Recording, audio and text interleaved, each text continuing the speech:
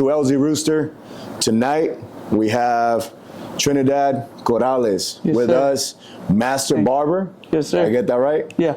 Master Barber, owner of the Fade Factor out here in North Carolina, Jacksonville. Yeah. So, Trini, tell us something about yourself, man. Like, where do you come from? So technically, I'm a junior. My mom is from Apple Valley, California. My dad's from Los Mochis, Sinaloa, but I was raised in Mexico. Okay. I'm sorry, in Puerto Rico. So I have nothing, in a sense, like my culture, who I am from Mexico, but that's my bloodline.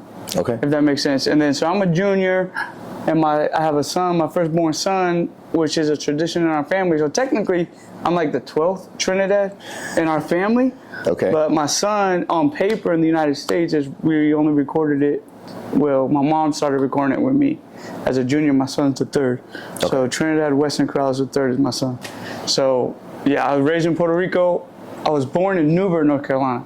Okay. But it's a whole mix, like how it all transpired. But basically, my dad came here to the States illegally. My mom was a coyote who brought him over. A coyote is like somebody who transports people illegally over the border. They met in Apple Valley, California. They were having an affair, and that's how I was conceived. My bad. I'm gonna mess up the mic. Very good. But make a long story short, they gave their life to God.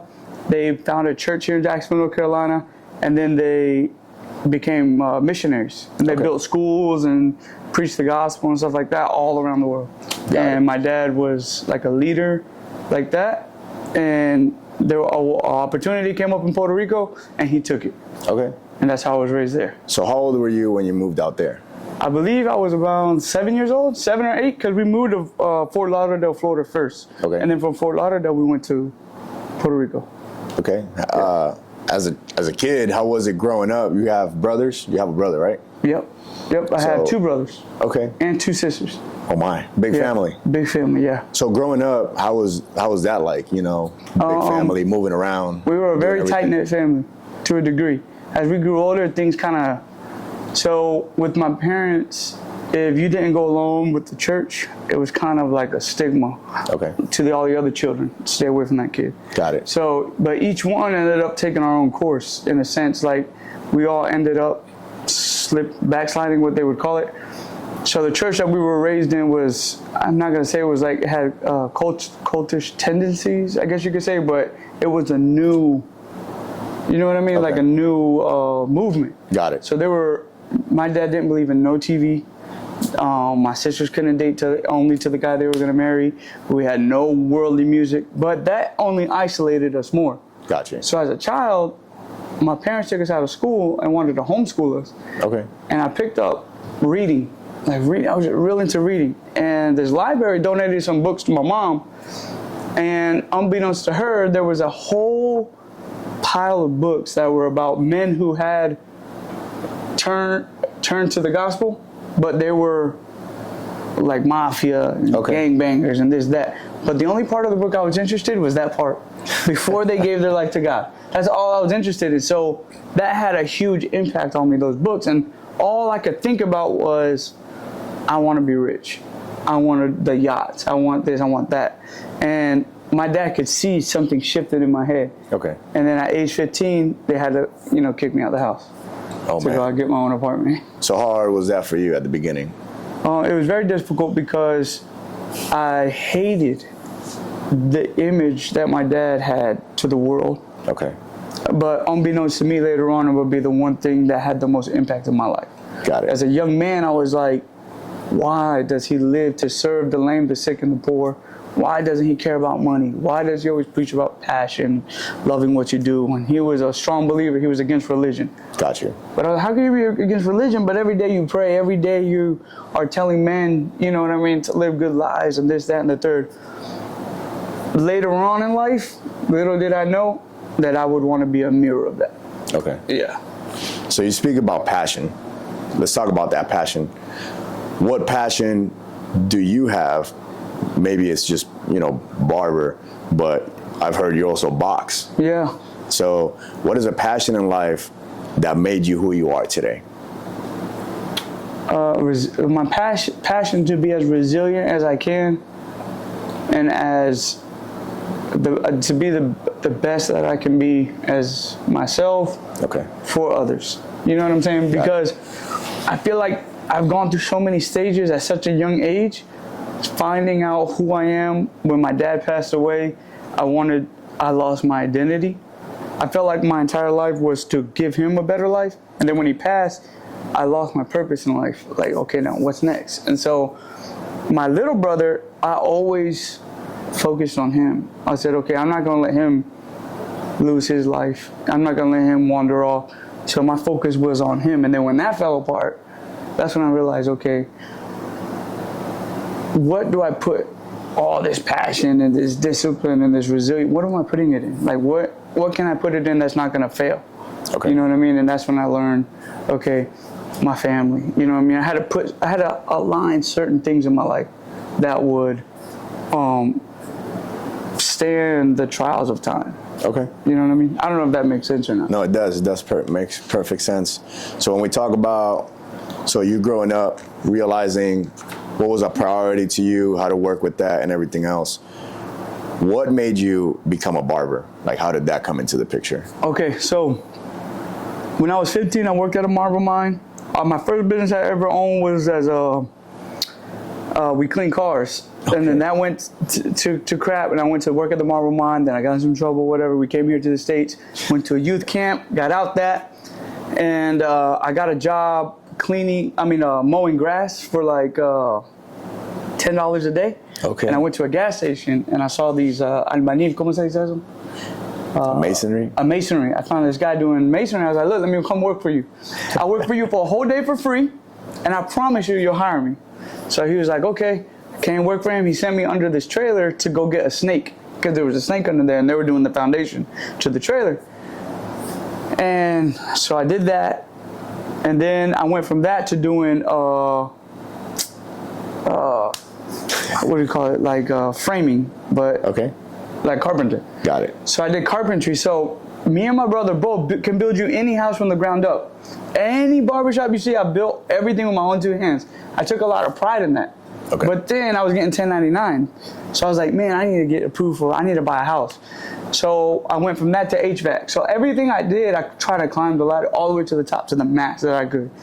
So in HVAC, I went all the way to the top. Then I left that, and I was like, I need to go to something to commission. So I went and did the blue bottled water. So to make a long story short, one day we go to my wife's uncle's house. And when we're in this house, he has this beautiful house, bro.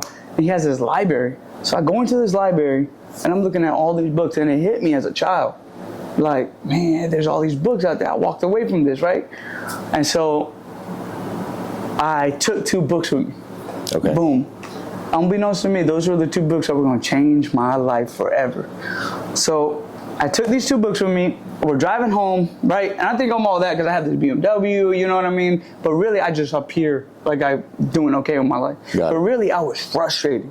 And I think I told you this the other day. I feel like a lot of men live in quiet desperation. Yes. You know what I mean? Like, and that was me. I felt like, man, I want to do something with my life. What is my purpose? What am I called to do? You know what I mean? And I felt like I needed to be financially stable, right? Okay. But I hear that a lot with the younger generation. Financial freedom, financial stability. They want financial freedom, I guess you could say, for lack of a better word. But everybody has a new way to become financial freedom, but nobody really gives the breakdown, except for very few guys. And I remember my dad told me everything you want to know is in a book. Everything you want to know about this world is in a book.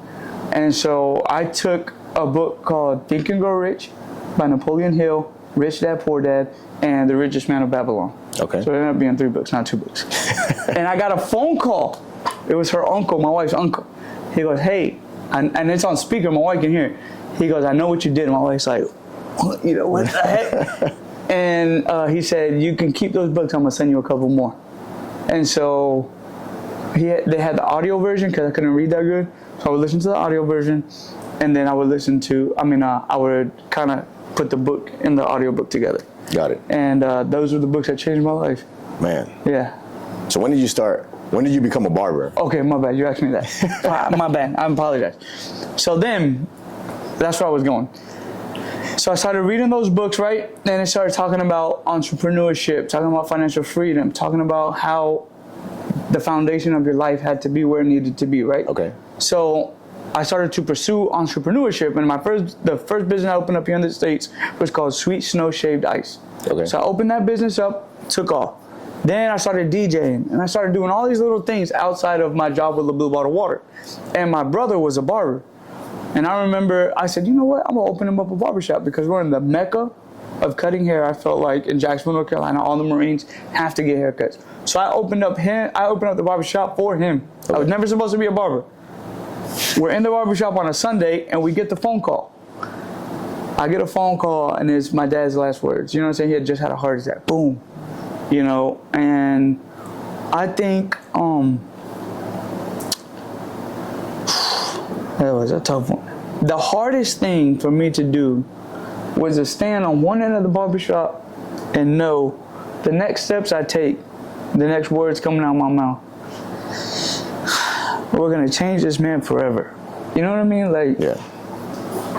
The weight of that was so much to bear. It was like having 1,000 pounds on your shoulders and knowing that you're gonna go and literally alter this man's life forever.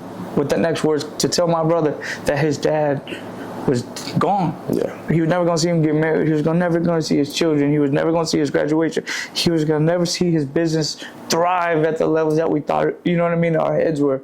And that had so much impact on me. And I just remember that clearly. And then, about 2 months after my dad passed, I get a phone call from my brother. We got training, man, I need help. And whenever I would bring correction to the barbers, it was like, they would always say, yeah, I understand, but you're not a barber. Got it. I said, okay, I'm not a barber? Okay, I'm gonna go to barber school. And I'm gonna show you how it can be done. And I put expectations on myself that others wouldn't put on themselves on a regular basis. Okay. So not only was I the owner of one of the best shops in that town, but I was the brother to the best barber in that town, or on the East Coast, or from state to state. I mean, my brother was iconic. You know what I mean? Mm-hmm. So, and he would tell me, don't ruin our last name. Got it. And so, when I went to barber school, I had a newborn baby on the way. I had, Sweet Snow Shaved Ice. I was working with a guy out of Wilmington with a dealership we had started. We were running the barbershop, and between all that, I had to learn this trade that I was not skillful in. Got it. And that's where passion and discipline come in, where I had to force myself to cut at the level that my brother was cutting at with 10 years of experience in a year and a half. But most people would look at you and say, that's impossible. It's crazy. But it is possible. If you have passion, right, and resilience, and all those attributes, right, if you didn't cut no corners and building the foundation of your life, anything you set your mind to, you can do. Absolutely. But people want to cut corners now, right? They want to have that great relationship without putting in the work, right? Yeah. They want to have that family with the white picket fence without putting in the necessary sacrifices, right? They want to be that man of influence, right, without holding themselves accountable. That's the main thing. Is like, and I feel like in today's day and age is men want to tell other men and be men of leadership, right? But leaders lead by examples. Bosses just point the finger. Absolutely. And this guy came in the other day to the shop and he said, I never knew you were the owner. He had been coming here for over 3 or 4 years. He's like, you've been cutting behind that chair like, you know what I'm saying, just like everybody else. And he was like, I said, yeah, I'm a bad boss. And then he looked back, he said, but you're a good leader. Good leaders lead by example. So now I will admit that I'm a horrible boss. Horrible. I have too much of a heart. You know what I mean? I'll let people slide on this, that. But I'll lead by example. That's good. That's what keeps you human at the end of the day. And they see that too. Because I remember you were cutting my hair the other day and you told one of your barbers about cutting corners. Yeah. Because he was asking you, like, why is everything you do so perfect? Yeah. And you told him about, I don't cut corners. Yeah. And I always do my haircut as if, like, I've never seen this person before. Facts. Because you brought up the next point that I wanted to, bring up. You're giving away some time of your life to cut this person's hair. Yeah. So what is that worth to you? Sometimes it's not measured in money. Facts. You know, because like you mentioned, your name is out there, family name, you know, your reputation as a barber, your reputation of your shop, and everything else. So you take that pride, you take that time, and you allow that to speak for your work. Right? Yeah. So speaking on that, master barber, what is that? What's a master barber? So with master barber, there's never been anyone that like actually said like this is what it takes to be a master barber, except for our North Carolina Board of Barber Examiners. Okay. So it's the NCBBB. So every license you start with an apprenticeship and then you become a master barber, but nobody dares call themselves that. It's like I'm a registered barber. Got it. Which is someone who can put a shop under their name. They can run a shop. They can be a manager. They can have apprentices licenses under them. But to me, a master barber is doing every level of the industry that you can possibly think of. Okay. From opening up a line of product, from hosting your own hair show, winning competitions, opening up your own barber shop, every level, right? It's a lot to it though, right? From being a judge at a hair show, doing your own hair show, participating in a hair show, actually winning competitions, then going through your North Carolina Board of Barber Examiners, right? Finishing school, going through North Carolina Board of Barber Examiners, getting your master's license, teaching classes, hosting your own hair, like all those attributes. And so I checked off every one. So then I was like, what else is there left to do, right? I'm a master barber, bro. So, but giving a lot of times my confidence is mistaken for, how's that saying go? Weakness. Yeah, or they mistake for cockiness. Got it. They might see me walk into a room with all the confidence in the world, but deep down inside, I know how insecure I am. And this is one of the number one advices I was given by my brother was have a high sense of insecurity about every haircut so that you never leave, right, that haircut without either one, learning something and giving it your all. Because you can always get to a place where you get too comfortable. Absolutely. You know what I'm saying? So having a heightened sense of insecurity. So that part is good. You know what I'm saying? But being a master barber is mastering the industry on every level. Okay. And so I feel like the barber to my right and the barber to my left are a reflection of me, of who I am. Right? So I have to hold myself at a level of excellency so that they then can be on that same so they can hold themselves to that standard. Absolutely. You know what I'm saying? So how many barbers do you have in the shop right now? 15. 15 barbers? Yeah. Okay. How do you manage? Do they all have their own schedule? Like, what does that look like from your perspective? It's the toughest industry. So every company, right, pushes a product that doesn't talk back to them, right? You can push it 365 days a week, 24 hours a day. You know what I'm saying? And it doesn't have a pass. It doesn't wake up on the wrong side of the bed. You can push like this bottle of water, right? I can push this all day long online, right? But my product is the barber itself, right? So that barber sometimes wants to come in with an attitude. Sometimes that barber wants to come in whenever he wants to come in. So the way the industry runs is I'm self-employed. I do whatever I want. Okay. That's cool. If you hold yourself to a certain standard, I can accept that. Okay. But when you're not coming in all week, you only want to come, like I always tell my guys, I cannot run my business the way some of you run your chair because we won't be in business. Absolutely. And so when guys slack up, then I'll ask them, my bad, I'll ask them, if I ran my business the way you're running your chair, will we be in business? I'll just look at them.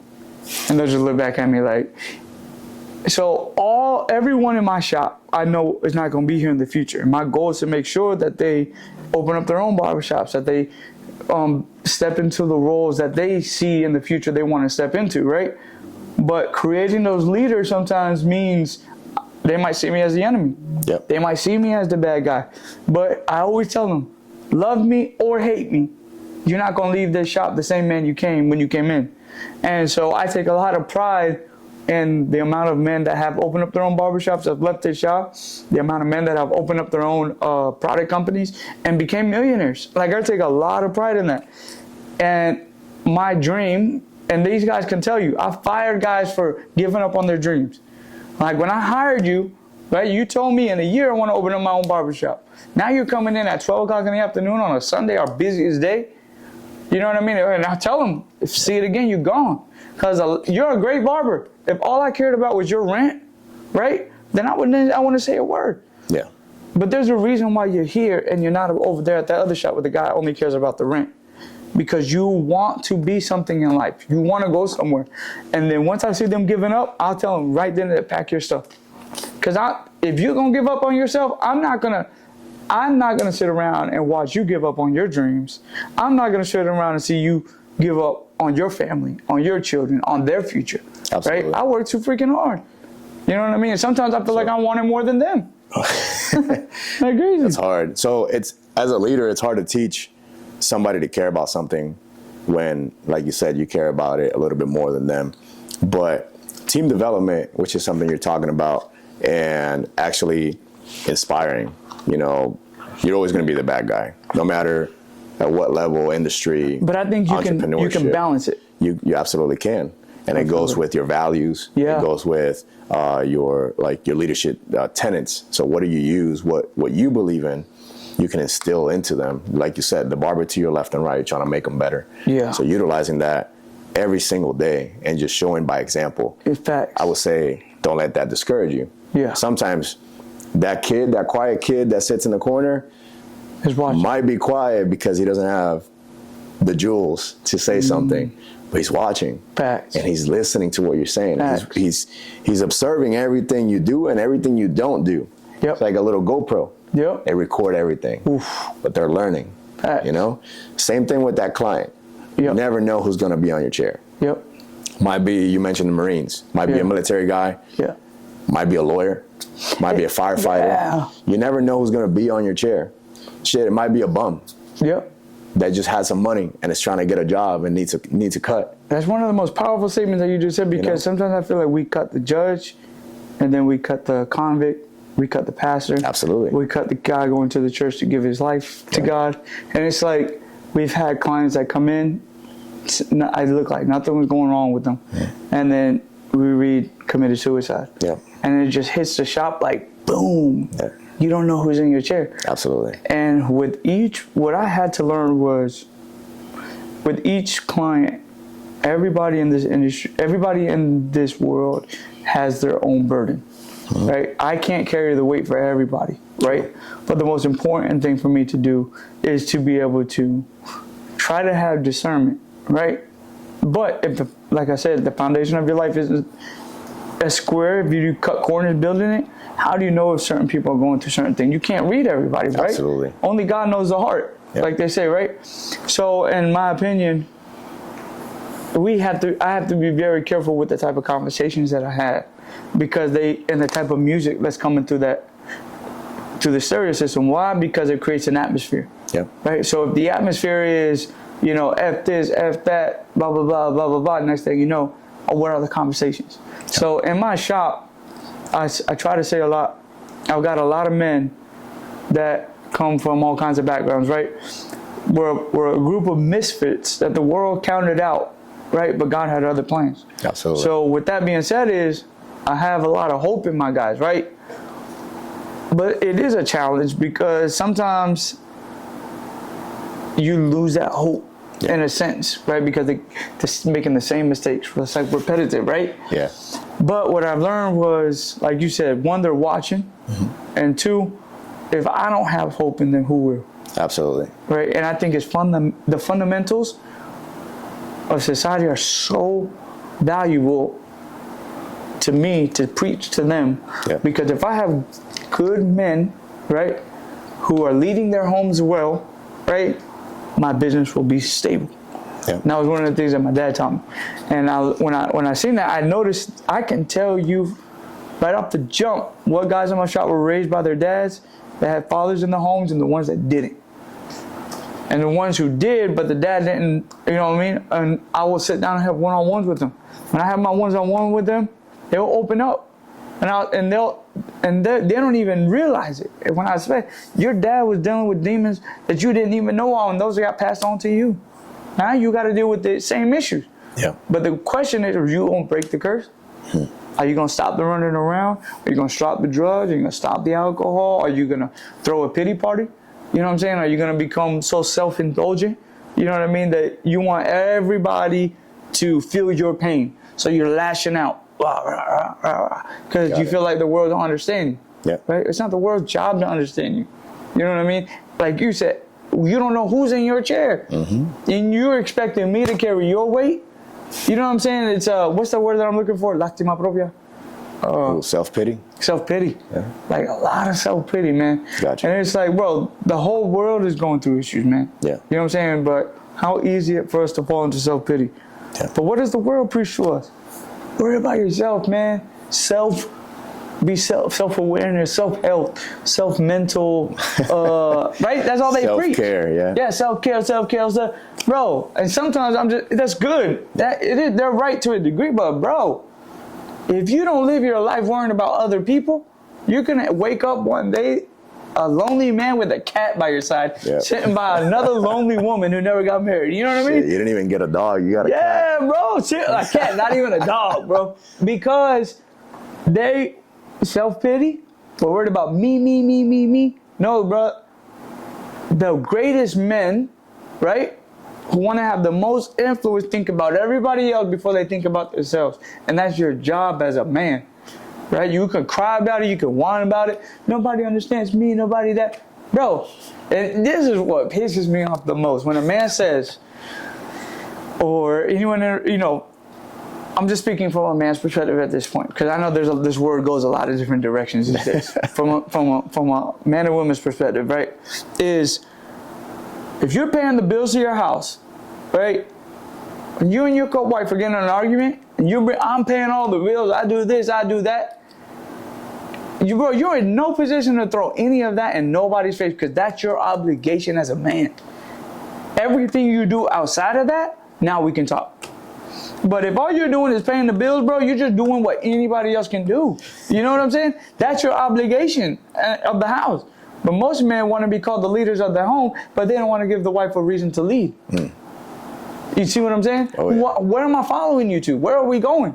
Absolutely. You want me to respect you? Respect what? What am I respecting? What are we doing? What's the plan?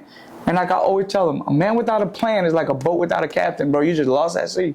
And you're asking this woman to jump in the boat with you and go where? Where are we going? You know what I'm saying? Yeah.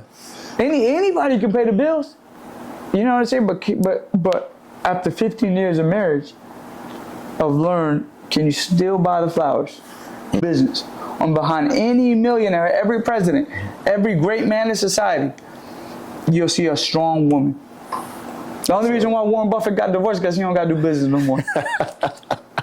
He lost it. Yeah. So when we talk about family, I like getting into the subject a little bit, because you've hustled through every hardship that we've gotten a chance to talk to about tonight. But your family, you always bring it up, and it's always important. But how do you balance? You know, you gotta, like you said, you gotta charges this, make sure they do the right thing, make sure they come in. Bro. Oh, that's a then tough question. You have 3 kids, you box, you find time to run a business, train yourself, train your son. You train boxing. My son does jiu-jitsu, I do boxing, we ride 4-wheelers, we do everything. We do a hair show competition, we do everything. But you train other boxers as well, right? I'm a trainer at a gym. So you're a trainer at a local gym, and your wife. Yeah, bro. How do you manage all that? How do you break it down? So I can't give the same advice that I would have given myself at 20 years old. Okay. Because I don't know if I would be here today. When I say there is no balance, bro, there is no balance. You got to give it 100%. But I told my wife, give me 10 years to grind. I mean, grind for not grinding and then just stopping. And no, I'm talking about grinding steady for years on end. Gotcha. 7 days a week, 16-hour days, non-stop. And to the point where there were times I wound up in the hospital. But I don't know if I would be where I'm at today if I hadn't put in that work. Mm-hmm. But there was an understanding with my wife. Okay. You know what I'm saying? But I can't say that I've mastered it, because I did fail as a husband at one point. Okay. You know what I'm saying? And I feel like I will regret that for the rest of my life, because my life started to fall apart when I took my wife off the pedestal of my life. Gotcha. When I took my family off the pedestal of my life, and I replaced it with money. Okay. And all it did was turn itself on me. You know what I'm saying? Then when I lost everything, guess who was still there? My family, the people that I had, hurt the most, the people that I had neglected the most. And that had the most impact on my life, because that's when I learned that how essential the family is, the foundation is to my life, because those were the first gifts that God gave me. Absolutely. The first biggest gift God gave me was my wife. The second biggest gift were my children that my wife gave to me. And here I was focused on making up the excuse, I gotta do this to provide for this, right? But how many times do we as men go chase the world, right? And our wives will tell us over and over and over and over again, I don't care about the money. I just want you. Yeah. I just want your attention, right? So once I sat down in front of my wife, knelt at her bedside like 2 a.m. I just thought, I'm sorry. I just started crying. I'm sorry. Forgive me. And, what's going on? She's waking up. And so I battled with a drug addiction from opioids for a little while. And I would mask it over with success. And I just got sick of it, bro. You know what I mean? I had I OD'd in 2018. And this is the part of life that, a dark part of my life that a lot of people go through, but nobody wants to bring it to light because they're ashamed of it. Yeah. But the worst thing in my life at that time was I had no accountability. I didn't have men in my life that had impacted my life. Okay. Men that could check me. Men that could say, yo, hey, where are you going? And not having that accountability, I would run wild as a wild man, doing what I want. But because I'm at a little bit of success, nobody could tell me nothing. Okay. I do what I want, when I want, how I want. Nobody can hire me. Nobody can fire me. Walking around with that type of attitude. But when everything that goes up got to come down. Not always, but in my life, that's what happened. Was all this other stuff took priority. And when the foundation of my life was no longer on the pedestal that it needed to be on, everything else started to crumble. Got it. And so when I teamed up with my wife, everything that took me 10 years to build, we built in 1 year. Whoa! That's the importance of a good woman in your life. You know what I'm saying? A woman that motivates you. A woman that brings, because I'm seeing a lot of, you see that podcast, Fit and whatever?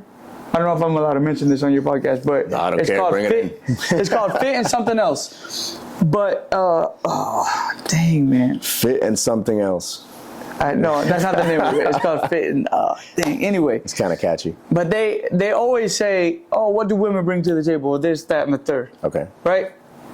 Bro, women are so essential to men's life. Without them, where would we be? Right? Where would our children be, right? Oh, yeah. Because everything the world does is centered around who? Family. And the wife, the woman, right? You go to the club to go find what? A woman, right? Every guy buys a nice whip to what? Find a woman, right? We put the clothes that we put on, we make the money we make, all to what? Attract the right woman.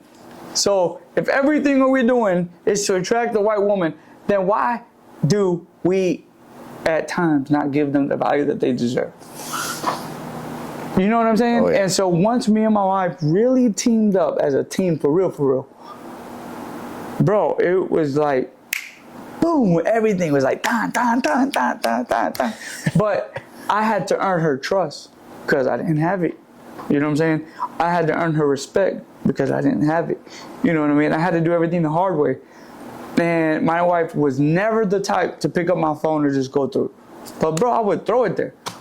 And I'm going to tell all these women out here right now, if that man don't let you go through his phone, dump his ass. Oh, man. I don't mean to say dump his ass, but dump him. That's the truth. You heard it. I don't think that is healthy for that to go on. My wife would be the first to tell you that's not right. Yeah. But, bro, I don't have no problem with her going through my phone. Going through any part of, because the best thing I did was I never lied to my wife about nothing.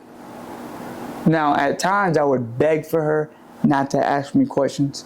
And I would literally leave the house because I didn't want to lie. Gotcha. You know what I'm saying? Because the way I crushed her heart just ripped my heart apart.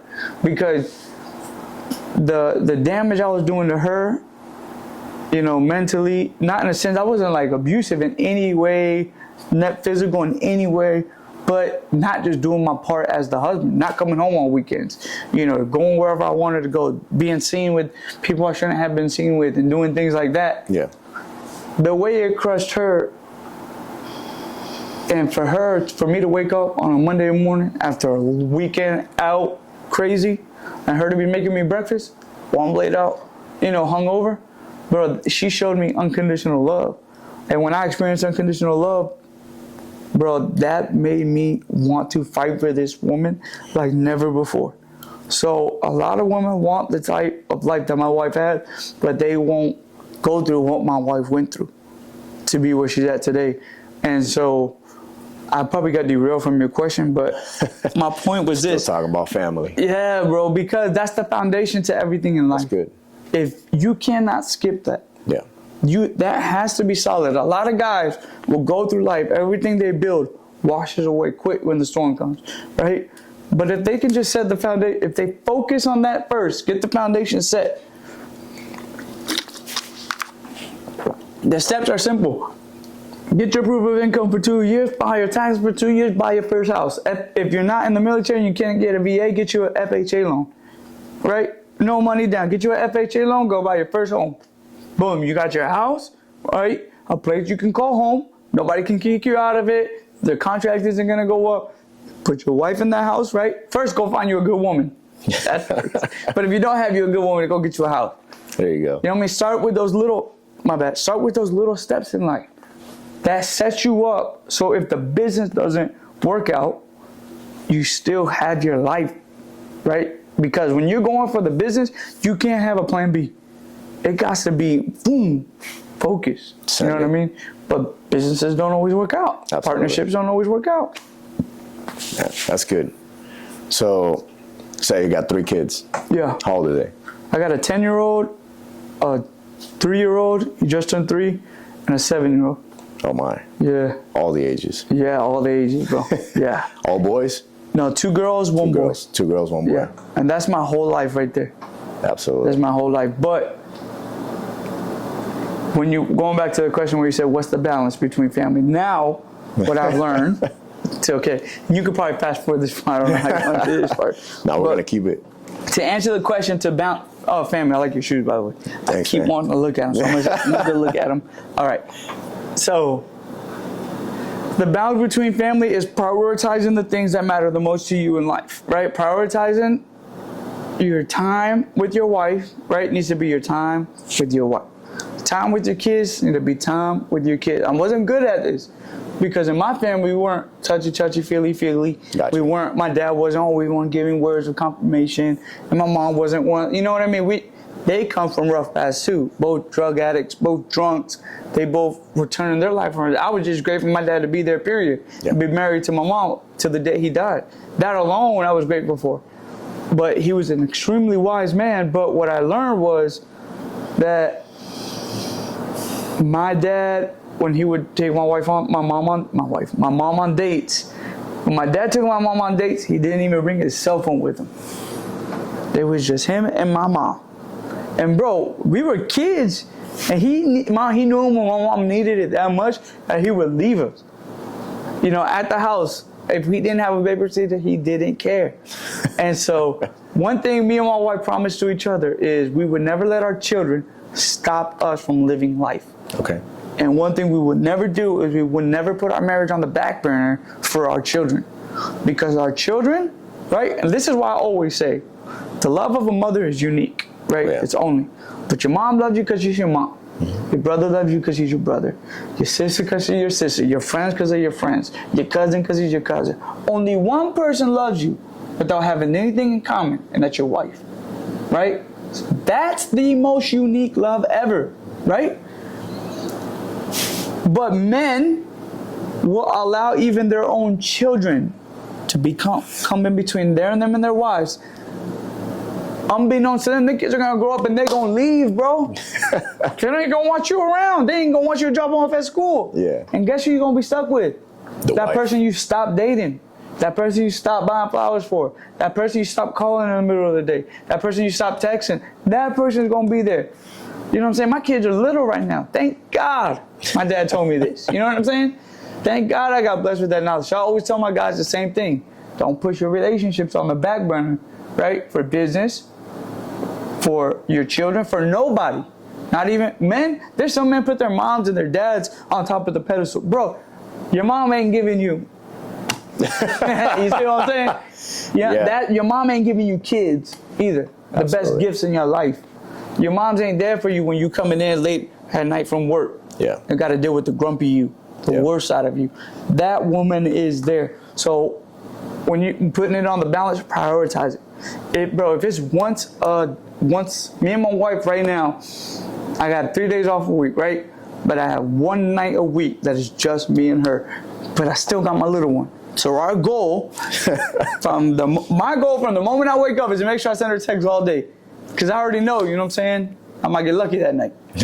My point is this, and her job is to get my little son to sleep. Okay. Right?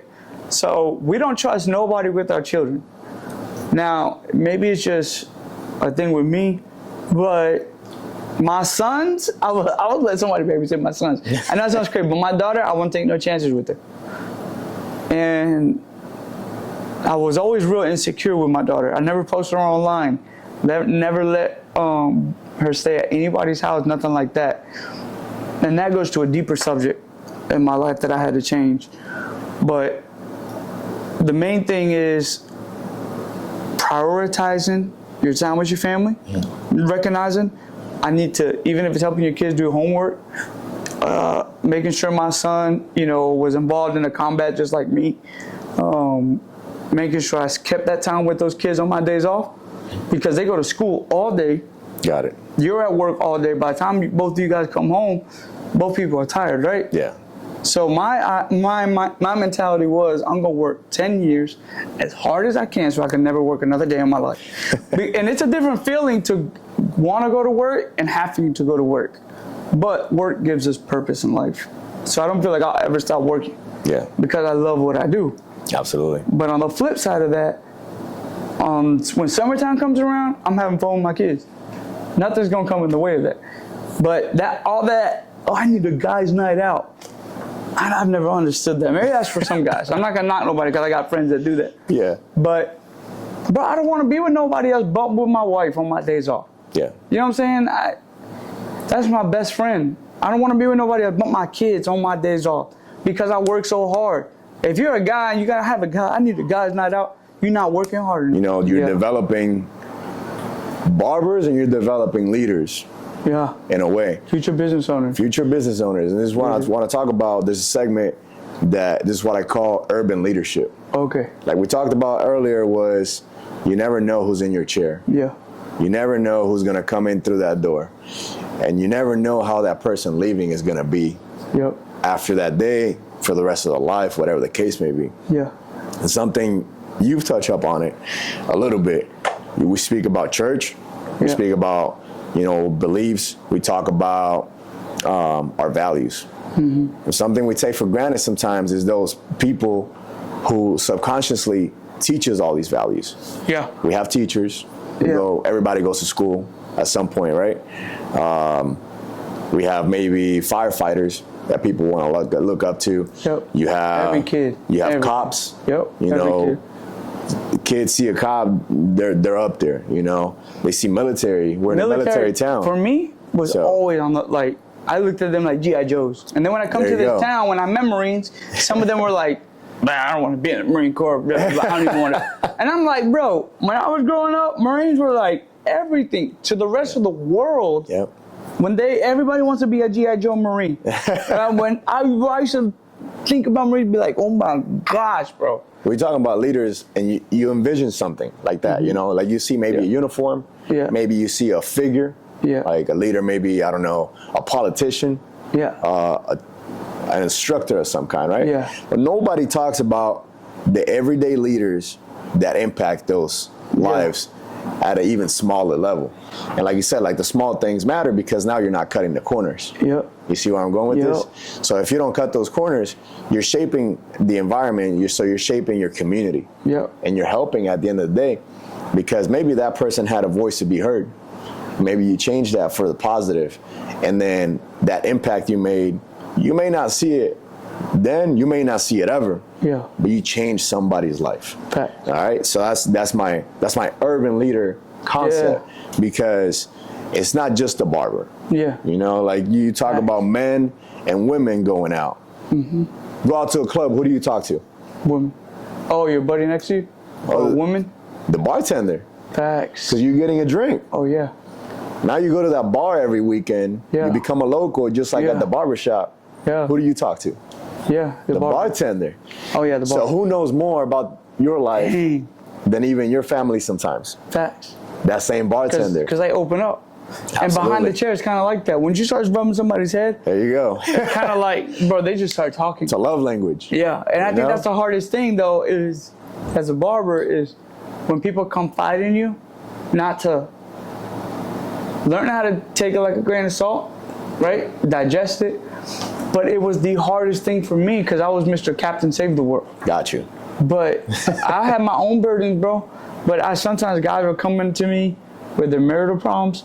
They're coming to me with their issues. Some guy was feeling like shooting this other guy. This other guy wanted to kill himself. I had one guy in my chair one time that was sleeping with the guy's wife that was sitting in the chair in front of him.